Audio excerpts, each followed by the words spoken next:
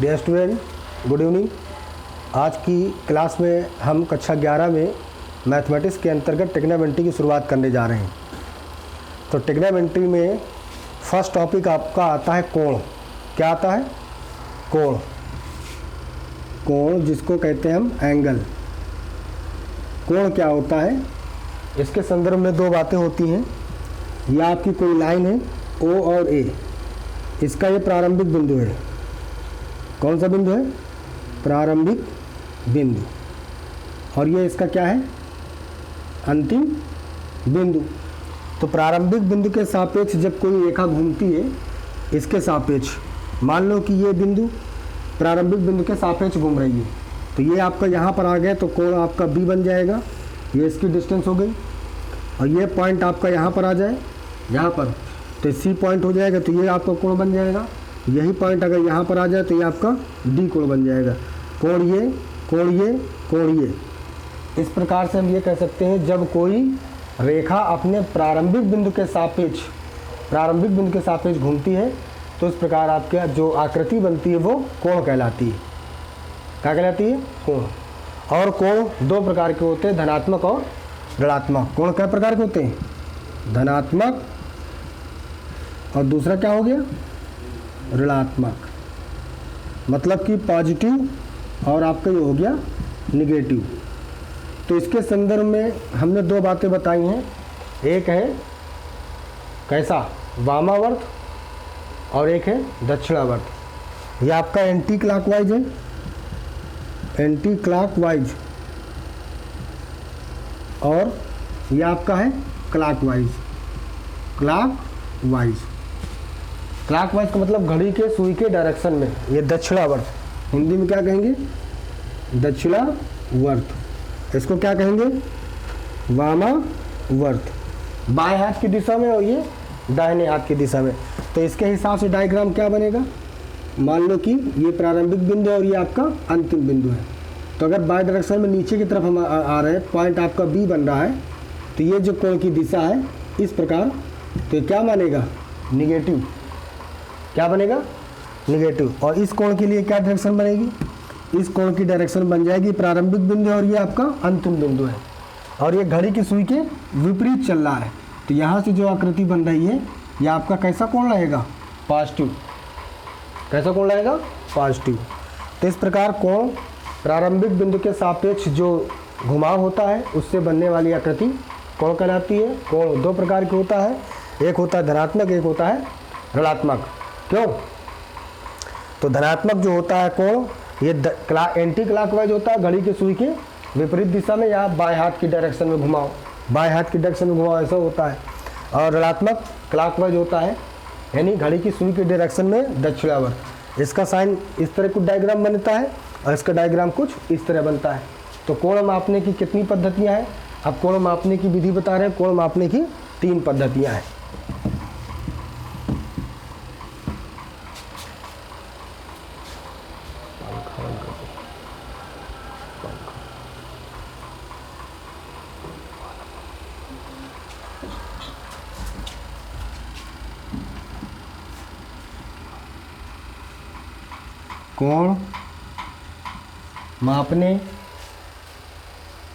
कोण मापने की विधि।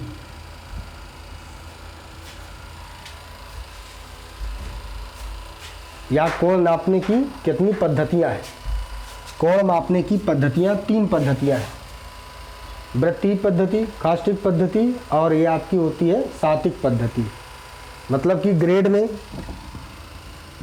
ग्रेड में जिसको हम G या कैपिटल G से व्यक्त करते हैं, डिग्री में D से व्यक्त करते हैं, और रेडियन में हम इसको C से व्यक्त करते हैं। एक तो विधि होती है ग्रेड में, दूसरी होती है डिग्री में, और तीसरी होती है रेडियन में। तो हम डिग्री को अंश भी कहते हैं। क्या कहते हैं? अंश। तो इन तीनों में संबंध क्या होता है? D/90 बराबर G/100। और फिर क्या होता है? सूत्र में बताया था ना क्या होता है। 2c बटे पाई ना।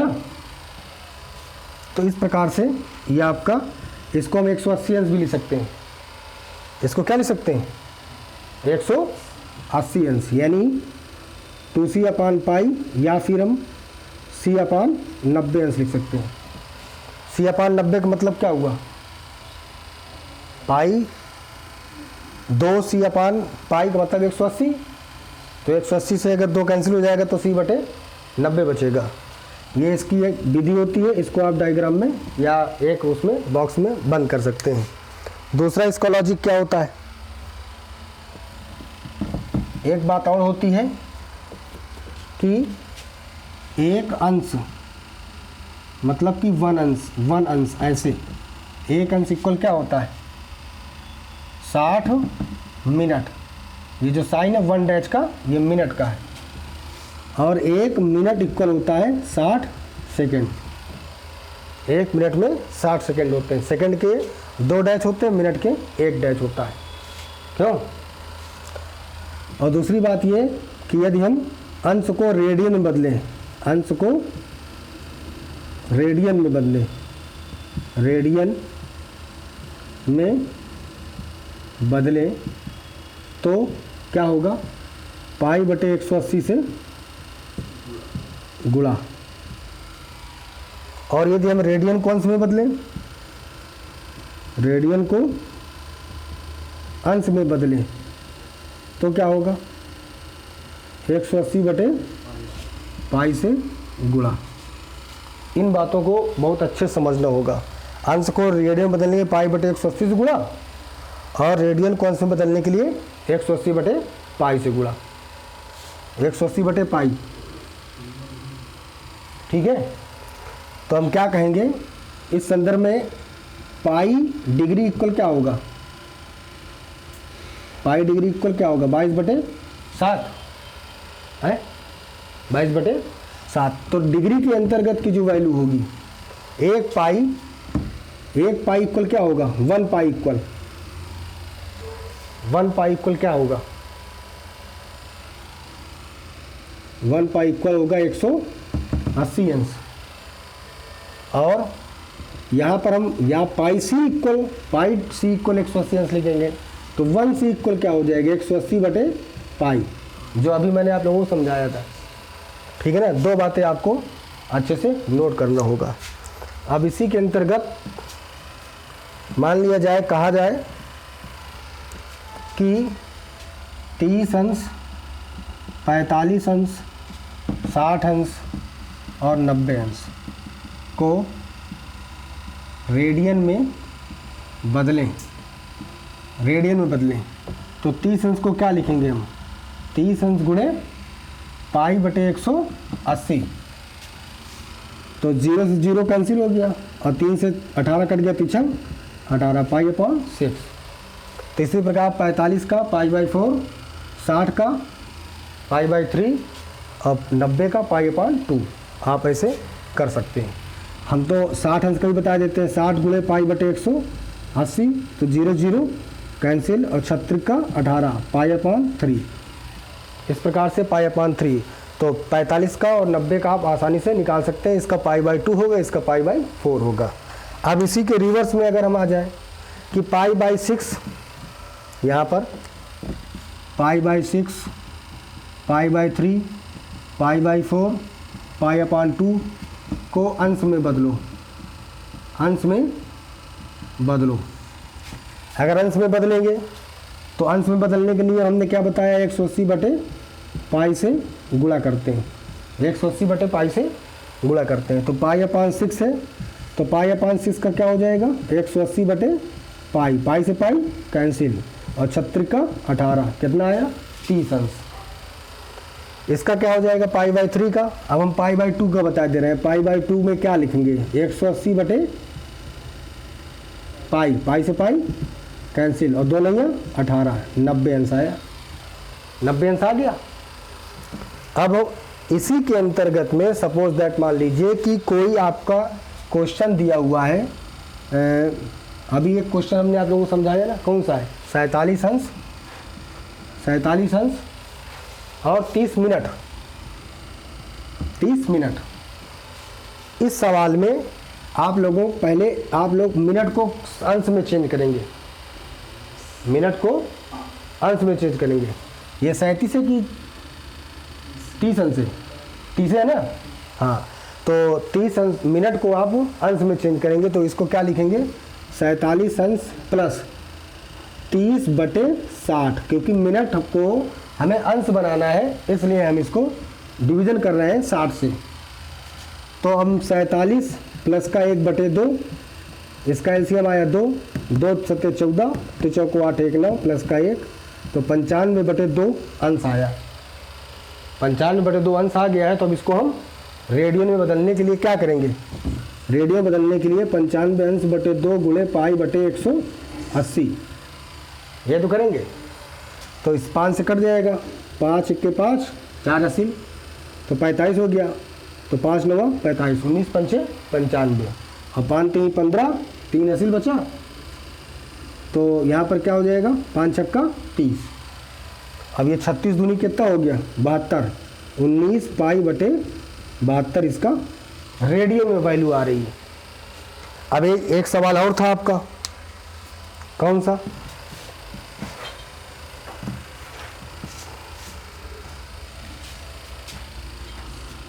क्या था? 45 अंश, 47 अंश 30 मिनट। दूसरा सवाल क्या था? 37 करके कुछ था। दूसरा सवाल इसमें क्या था?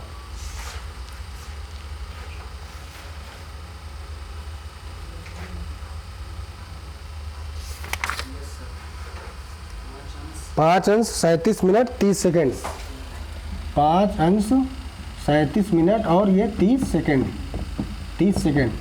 यहाँ पर मिनट, ये आपका मिनट है इसलिए 1 डैश है, ये आपका सेकेंड इसलिए डबल डैश है। तो आप पहले सेकेंड को मिनट बनाएंगे फिर मिनट को अंश बनाएंगे। तो क्या लिखेंगे? 5 अंश, फिर आपका 37 मिनट 1 डैश। अब 30 सेकंड को हम क्या करेंगे? 30/60 से डिवीज़न करेंगे और ये पूरी नंबर्स काहे में चेंज हो जाएगी? मिनट में। यहाँ पर अब मिनट लगाने की कोई आवश्यकता नहीं है, ये सेकंड आपका पूरा टोटल मिनट में कन्वर्ट हो गया है। तो 5 अंश 37 प्लस का 1/2 मिनट, क्योंकि 30/60 का मतलब 1/2 होता है। अब 5 अंश हो गया, इसका हम एलसीएम लेंगे 2 का, 2 सत्ते 14, 2 3 6 1 7 प्लस का 1, तो क्या हुआ? 5 अंश 75/2, 74 75/2, ये आपका क्या हुआ? मिनट। अब हम इस मिनट को भी अंश में बनाएंगे तो क्या लिखेंगे हम?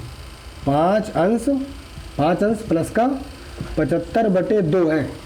अब हम ये मिनट है तो इसको अंश बनाएंगे तो क्या करेंगे? 60 से 1/60 से डिवीज़न करेंगे तो पूरा क्या चेंज हो गया? अंश बन गया ना। तो 5 प्लस का 15 5 75 और 15 चौको 60, तो क्या हो गया? 5/4 दूनी 8, पूरा क्या हो गया आपका? अंश। 8 आ गया लासा, 8 पर 40 प्लस का 5 कितना हुआ? 45/8 अंश। अब हम इसको रेडियन में आसानी से बदल सकते हैं तो क्या हो जाएगा? 45/8 गुणे पाई/180, ये तो होगा। तो 9 से भाग देंगे, 9 × 45 और 9 दूनी 18, 5 1 5, 5 चौको 20, तो 4 कितना हो गया? 32। इस प्रकार हम इस क्वेश्चन में पहले सेकेंड को मिनट में चेंज किए हैं, मिनट पूरा बन गया है। फिर मिनट को हमने अंश में चेंज किया है, पूरा अंश चेंज हो गया है। जब डिग्री पूरी बन गई है तो उसको हमने कुछ इस प्रकार से हल कर दिया है। अब आप इसी के उपलक्ष्य में एक फार्मूला होता है, कोण बराबर चाप बटे त्रिज्या। क्या होता है फार्मूला? कोण बराबर चाप बटे त्रिज्या, ये फार्मूला होता है। तो सपोज दैट मान लीजिए कि ये आपका कोई वृत्त है, ये आपका केंद्र है और ये इसकी रेडियस है, ये इसकी रेडियस है और ये आपकी रेडियस है, त्रिज्या हो गई ना। तो यहाँ से यहाँ की जो दूरी है वो चाप कहलाती है। क्या कहलाती है? चाप वृत्त को 2 भागों में बांटती है, त्रिज्यखंड में बांट देती है। ये क्या एरिया है? त्रिज्यखंड। ये लघु त्रिज्यखंड है और ये पूरा दीर्घ त्रिज्यखंड है।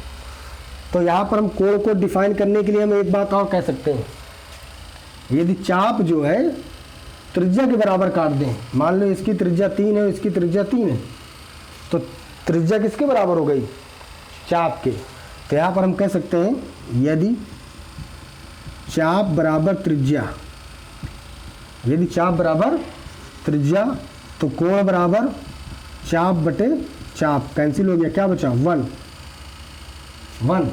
तो एक अंश बराबर ये जो आपका कोण बन रहा है, एक अंश की परिभाषा हम क्या बताएंगे? यदि किसी वृत्त में काटा गया चाप त्रिज्या की लंबाई के बराबर हो तो वो कोण एक अंश के बराबर होता है। एक अंश के क्या होगा? बराबर। एक अंश कोण क्या है? एक अंश कोण जब किसी त्रिज्या के वृत्त में काटा गया चाप वृत्त की त्रिज्या के लंबाई के बराबर है तो उसे हम एक अंश कहेंगे। क्या कहेंगे? एक अंश।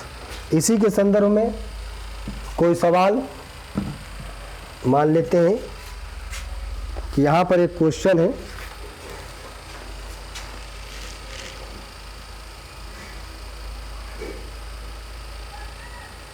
एक वृत्त की त्रिज्या 50 सेंटीमीटर है। अब 22 सेंटीमीटर लंबाई का चाप वृत्त के केंद्र पर कितने डिग्री का कोण बनाएगा? एक वृत्त की त्रिज्या 50 सेंटीमीटर है, लिखो एक वृत्त की त्रिज्या 50 सेंटीमीटर है, कामा 22 सेंटीमीटर लंबाई का चाप, 22 सेंटीमीटर लंबाई का चाप वृत्त के केंद्र पर, वृत्त के केंद्र पर कितने अंश का कोण बनाएगा? कितने अंश का कोण बनाएगा? ये आपका क्वेश्चन है।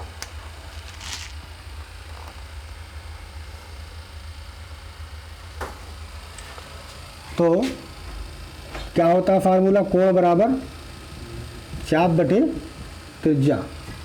तो यहाँ पर त्रिज्या कितनी है? आर बराबर 50 सेंटीमीटर। तो चाप कितना है? एल बराबर 22 सेंटीमीटर।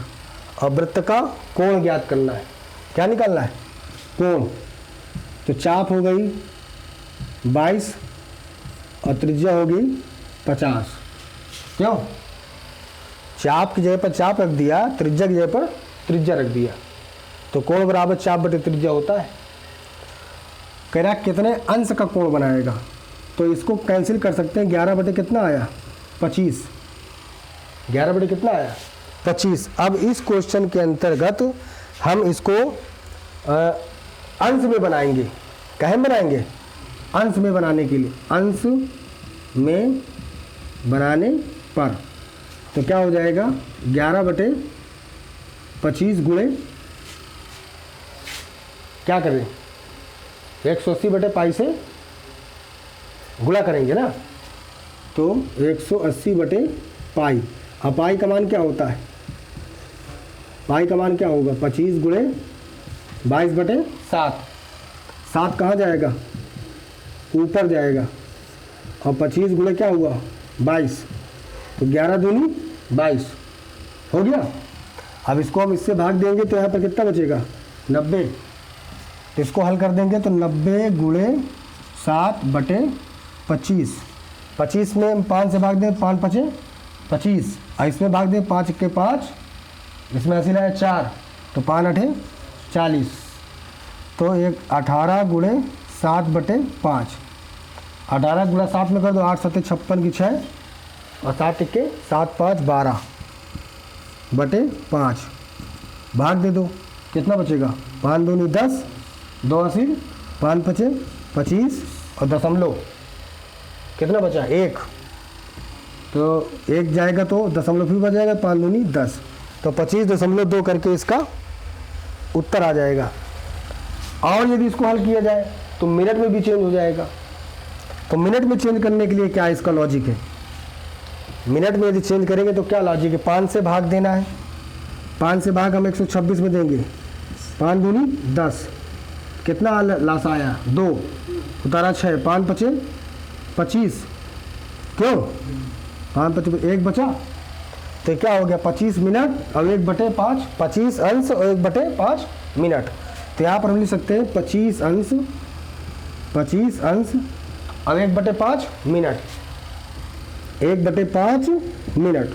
तो मिनट को हम अगर कन्वर्ट करेंगे तो क्या होगा इसमें 25 अंश और 1/5 में कैसे भाग 60 से ना, तो कितना हो जाएगा यहाँ पर 60 से हम गुणा करेंगे, क्या करेंगे गुणा, तो 12 पंचे 60, 25 अंश और 12 मिनट, 25 अंश 12 मिनट करके आपका रिजल्ट क्रिएट हो जाएगा।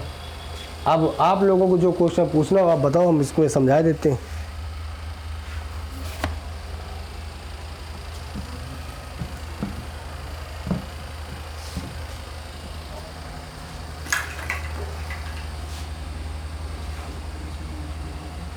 नौ मिनट बाकी हो, बोलो।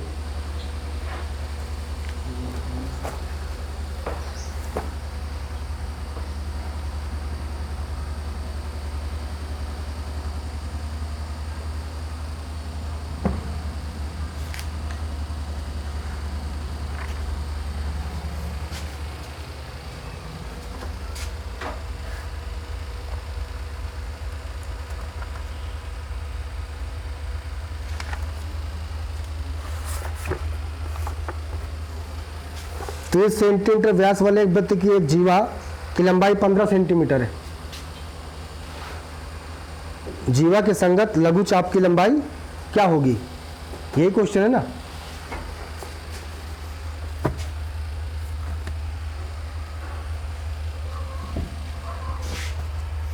तीस सेंटीमीटर व्यास वाले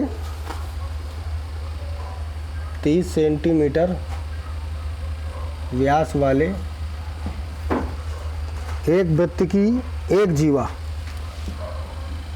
एक वृत्त की एक जीवा की लंबाई 15 सेंटीमीटर है, की लंबाई 15 सेंटीमीटर है।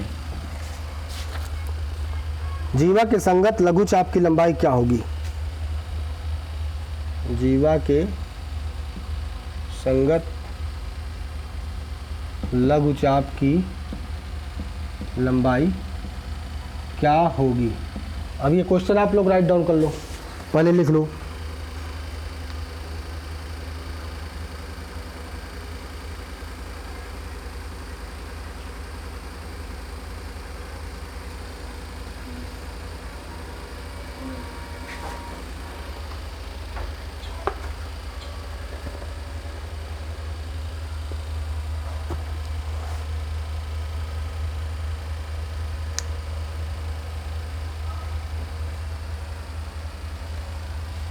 यहाँ पर व्यास कितना दिया हुआ है, व्यास का मतलब क्या हुआ, वृत्त के केंद्र से जाने वाली रेखा वृत्त का व्यास कहलाती है। कितना व्यास है, डी बराबर 30 सेंटीमीटर, चूंकि आर बराबर क्या होता है d/2, 30/2 बराबर 15 सेंटीमीटर, यानी ये इसकी रेडियस हो गई। ये क्या है, त्रिज्या। केंद्र से परत की दूरी क्या कहलाती है, त्रिज्या, ठीक है ना। जीवा की लंबाई कितनी है 15 सेंटीमीटर, ये कुल मिला के ये आपकी जीवा हो गई, ए बी जीवा हो गई। तो यहाँ से यहाँ की डिस्टेंस क्या हो जाएगी, ये आपकी जीवा हो गई, ए बी बराबर जीवा बराबर 15 सेंटीमीटर। तो जीवा के संगत लघु चाप की लंबाई क्या होगी, तो यहाँ से यहाँ की जो डिस्टेंस है वो लघु चाप है और यहाँ से यहाँ की जो डिस्टेंस है वो दीर्घ चाप है। क्यों, ये जो कोण बना रहा है ये मालूम हो जाए तो हमें इसकी लंबाई मालूम हो जाएगी।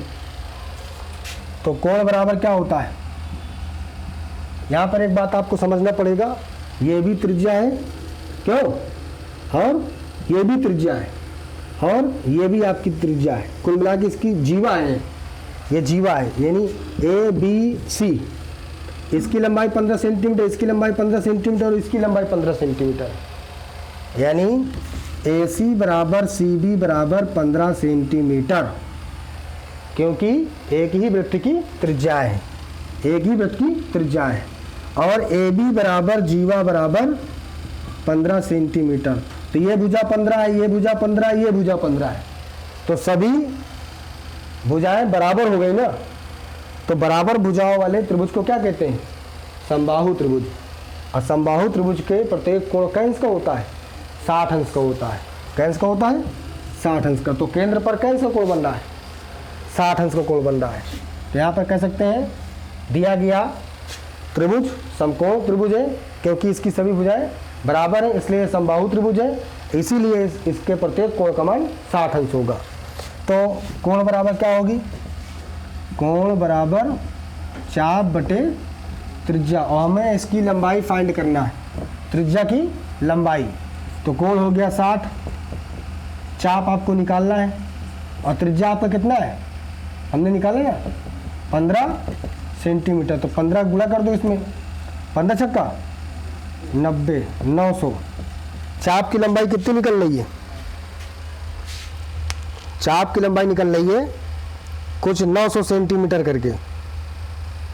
कितना निकल रहा है? 900 सेंटीमीटर करके। ठीक है, ये आपकी चाप की लंबाई है। अब हम इसको रेडियन में अगर बना लेते, यहाँ पर रेडियन बना लेते हैं तो ज़्यादा बेहतर रहता। डायरेक्ट में बनाएंगे तो फिर गड़बड़ होगा। तो पहले हम कोण को सही करेंगे, फिर इसके बाद हम इसको निकालेंगे। तो कोण को कैसे निकालें? कोण को निकालने की क्या विधि? तो पहले आप कोण को रेडियन में निकाल लें, अंश में नहीं। कहे में निकालें? 60 अंश को रेडियन बनाएंगे तो रेडियन का मान क्या होगा? पाई बटे 180, 36 का 18, पाई बटे कितना निकला? 3, पाई बटे 3। तो पाई बटे 3 को हम लिख सकते हैं 22 बटे 7 गुणे 3। पाई का मान कितना होता है? 22 बटे 7, और ये आपका लिखा हुआ 3, तो क्या हो जाएगा? 22 बटे 7 त्रिक का 21। अब आपका आसानी से निकल आएगा। फिर लिखेंगे हम कोण बराबर चाप बटे त्रिज्या। हमें चाप की लंबाई निकालना है। कोण कितनी है? 22 बटे 21 है ना। त्रिज्या भाग की संख्या इधर गुणे में आ गई, त्रिज्या कितनी है? 15। आपकी चाप की लंबाई क्या निकलेगी? 3 सते 21 और 3 पचे 15। तो 22 पंचे 110 बटे 7, 22 पंचे 110 बटे 7 बराबर का ये चाप निकली। तो इसको हम कह सकते हैं डिवीजन दे सकते हैं, आराम से लिख सकते हैं। चाप बराबर क्या हो गया? 110 बटे 7 सेंटीमीटर। भाग देने पर जो भी आए। आज क्लास में मैंने आप लोगों को मैथमेटिक्स के अंतर्गत ट्रिग्नोमेट्री में साधारण ट्रिग्नोमेट्री की जानकारी दी है। अगली वीडियो में ट्रिग्नोमेट्री संबंधित महत्वपूर्ण प्रश्न की सारणी प्रस्तुत करूंगा। आप उनको अच्छे से देखें, समझें, सुने। किसी प्रकार का डाउट या कन्फ्यूजन क्रिएट हो तो आप कमेंट बॉक्स में कमेंट